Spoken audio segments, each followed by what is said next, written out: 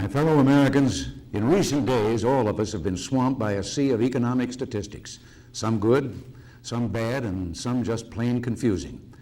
There are times when I think that the paper traffic that crosses my desk in a week could fill a big city phone book, and then some. The value of the dollar is up around the world. Interest rates are down by 40%. The stock and bond markets surge upward. Inflation is down 59%.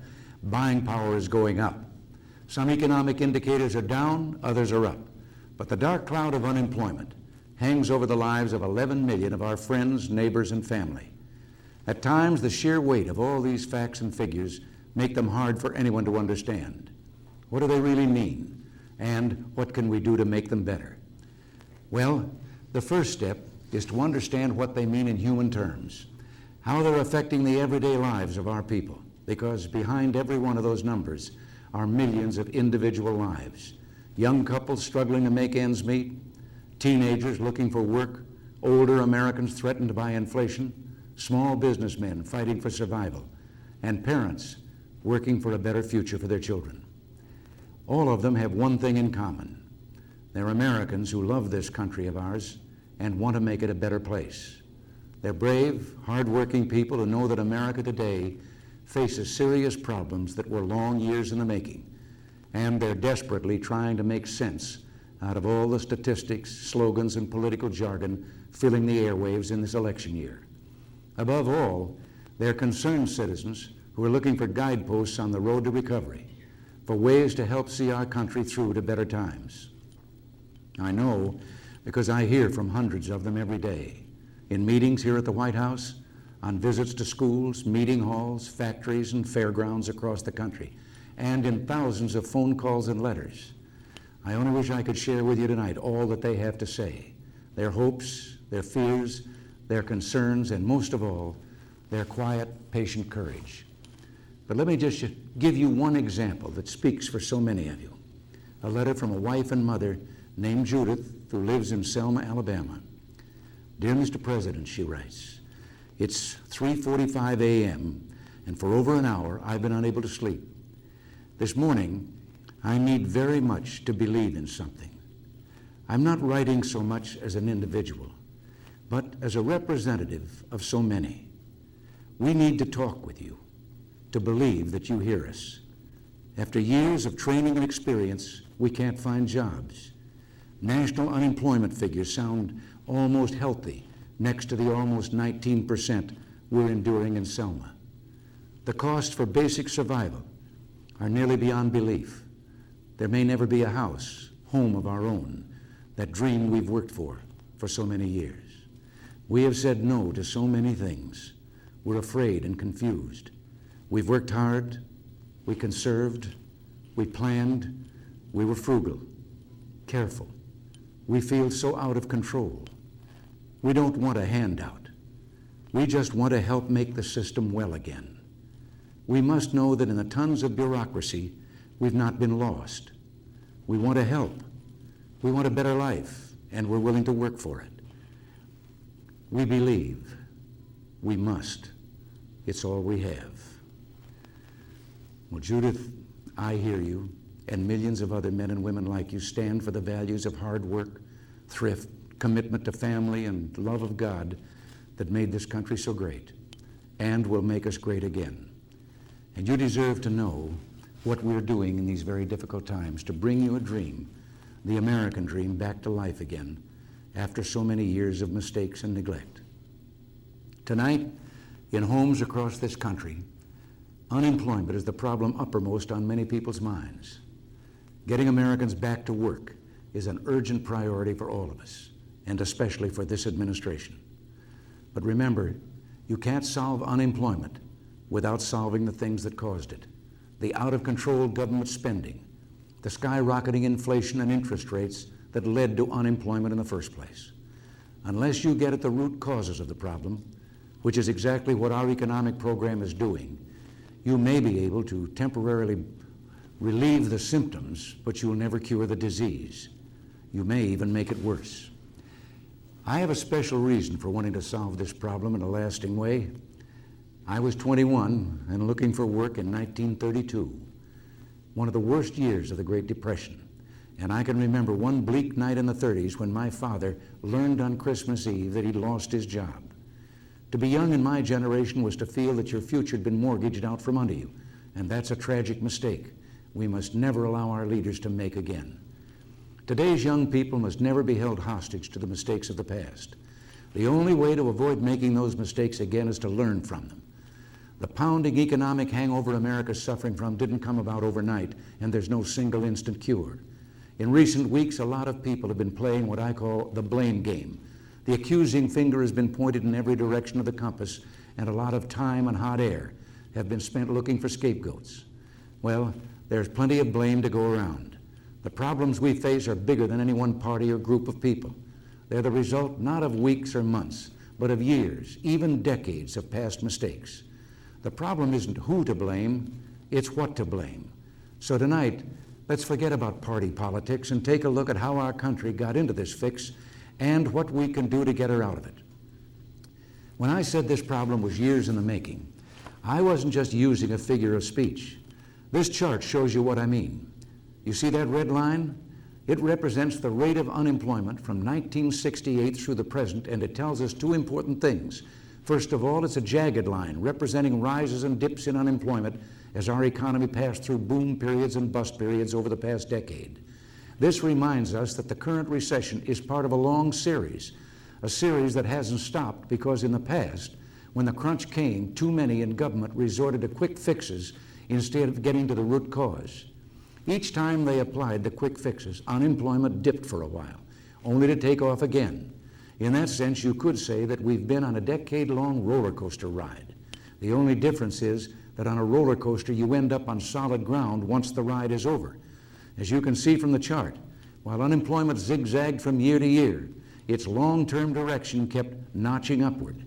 Notice that each so-called recovery left unemployment higher than before the recession.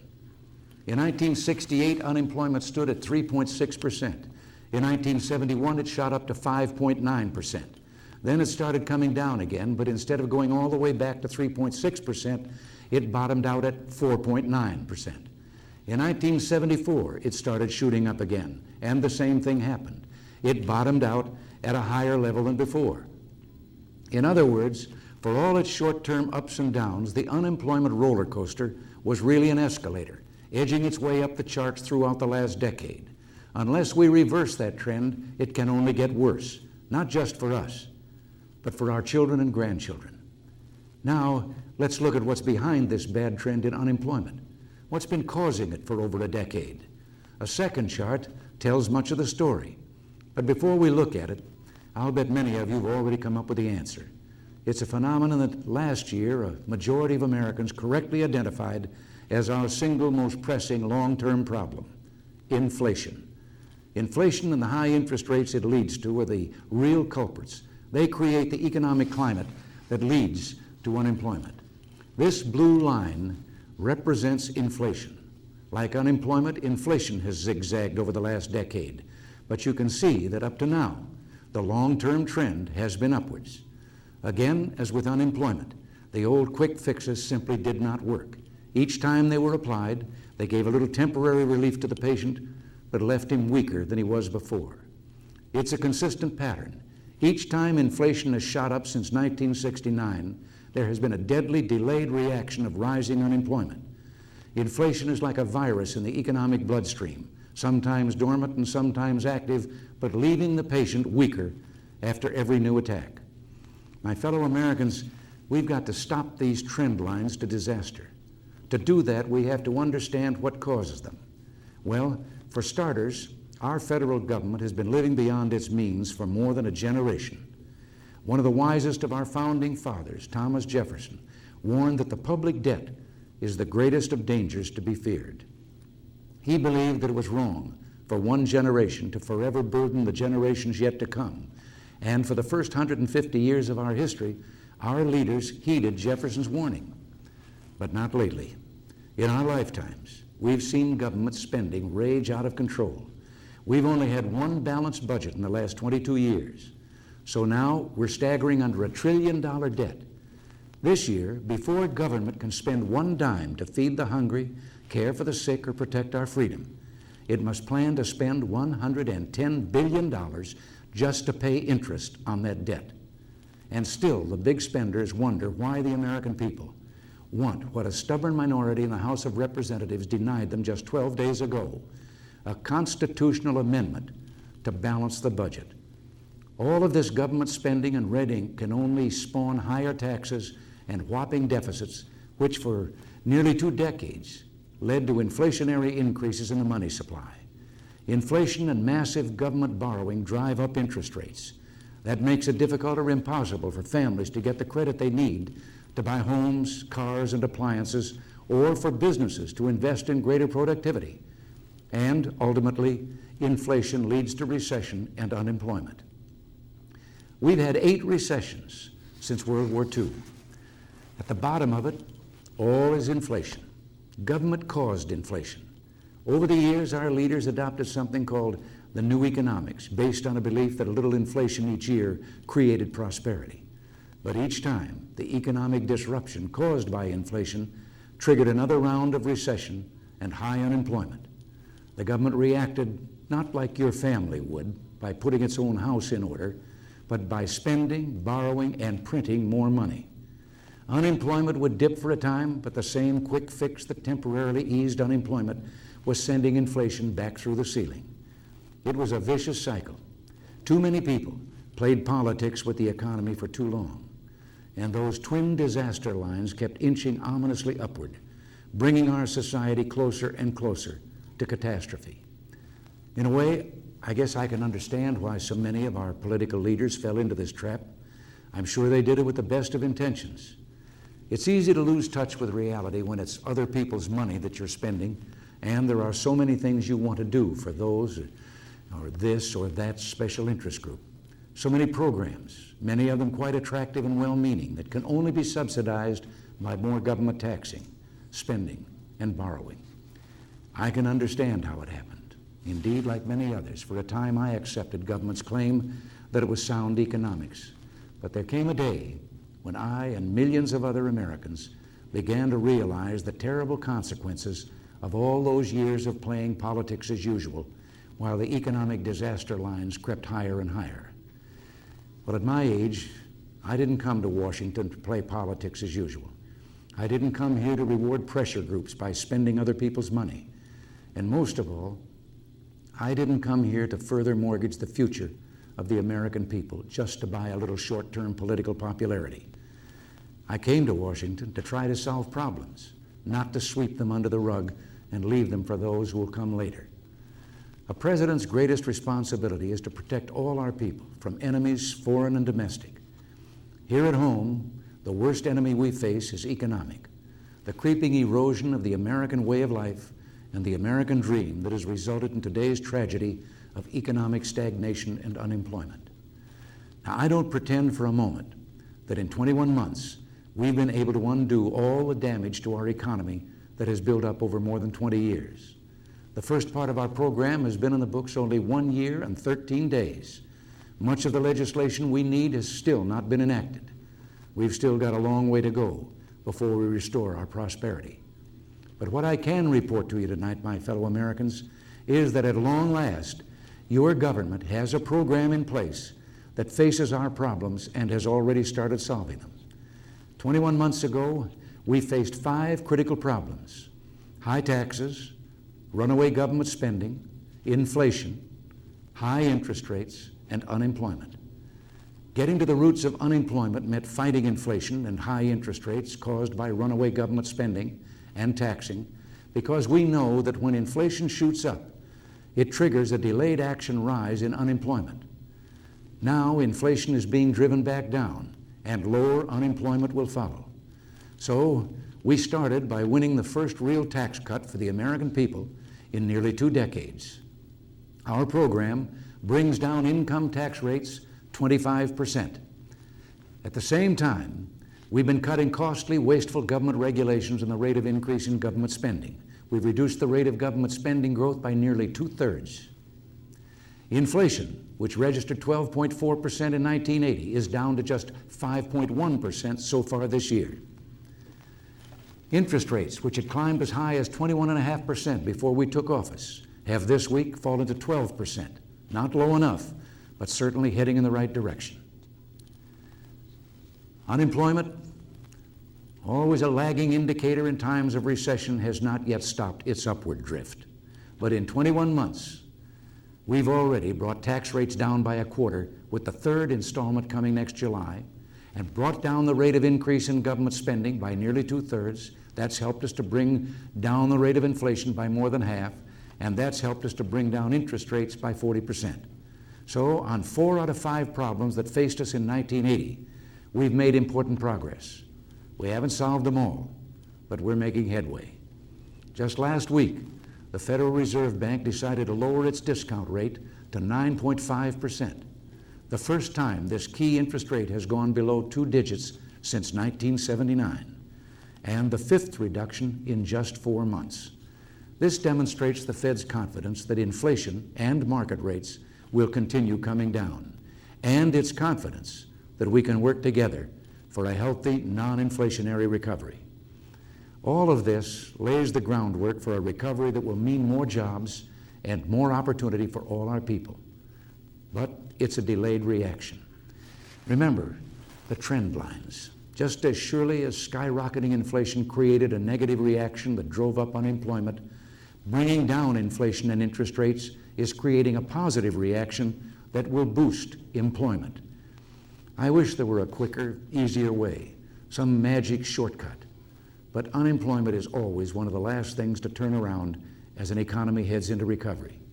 And make no mistake, America is recovery bound, and the world knows it. The American dollar, beaten down and distrusted in the late 1970s, is showing new strength. Recently, we've been seeing a surge of investment in our stock and bond markets. This is no flash in the pan. Markets will go up and they will come down, but the trend in the United States is up. What's more, this investment is coming from all over, from home, from abroad, from small investors on Main Street to those who manage billions of dollars, including our workers' pension funds. Why aren't these people heeding the drumbeat of doom and gloom coming from Washington? Because they've been watching this country's inflation and interest rates dropping for months. They realize this administration means business in the battle against inflation. Their decision to put cash on the line is a strong vote of confidence in the foundation being laid for America's recovery. Healthy, stable growth that will bring new jobs and opportunity for our people without returning us to runaway inflation and interest rates. That's the one big difference between the recovery America is headed for today and the shaky, temporary recoveries of the recent past. This one is built to last. With your support, we can show the world that we've learned our lesson and that this time we're going to get the job done and get it done right. This time, we're going to keep inflation, interest rates, and government spending, taxing, and borrowing down and get Americans back on the job. Much of the work that remains to be done requires congressional cooperation. As you know, Congress adjourned October 2nd for the election campaign, but it left behind a lot of unfinished business. For this reason, I urged the Congress to reconvene after the elections so that it can do its part as quickly as possible to continue the work of recovery. We simply can't afford to wait until next year when something as vital as the economic health of America is at stake. The Congress will return on November 29th. It will face 5 top economic priorities that must be addressed. First, the Congress must do its part to control government spending. Before adjourning, it sent me only 2 appropriation bills. 11 more remain to be passed, and I will use the veto if necessary to keep them within the budget. When the Congress passed the tax package this summer, it pledged to save $3 in outlays for every $1 in new revenues. I intend to hold the Congress to its word. Second, I urge the Congress to reconsider the constitutional amendment to balance the budget. This crucial measure was passed by the Senate and supported by a clear majority in the House of Representatives. It was only defeated because of the hardcore opposition of a minority of representatives who prefer continued big spending. Third, The Congress should act on regulatory reform to help make government more economical and efficient, and the private sector more productive. Regulatory reform legislation was passed unanimously by the Senate, but was bottled up in committee in the House. Fourth, the time has come for passage of the Enterprise Zones Initiative to revive declining inner city and rural communities by providing new incentives to develop business and jobs. This program was approved by the Senate Finance Committee, but still awaits action on the Senate floor and in the House. And fifth, we need to pass the Clean Air Bill, which, while protecting the environment, will make it possible for industry to rebuild its productive base and create more jobs. But it isn't an easy job, this challenge to rebuild America and renew the American dream. And I know it can be tempting, listening to some who would go back to the old ways and the quick fix. But consider the choice. A return to the big spending and big taxing that left us with 21.5% interest rates is no real alternative. A return to double-digit inflation is no alternative. A return to taxing and taxing the American people, that's no alternative. That's what destroyed millions of American jobs. Together, we've chosen a new road for America. It's a far better road. We need only the courage to see it through. I know we can. Throughout our history, we Americans have proven again and again that no challenge is too big for a free, united people. Together, we can do it again. We can do it by slowly but surely working our way back to prosperity that will mean jobs for all who are willing to work and fulfillment for all who still cherish the American dream. We can do it, my fellow Americans, by staying the course. Thank you. Good night, and God bless you.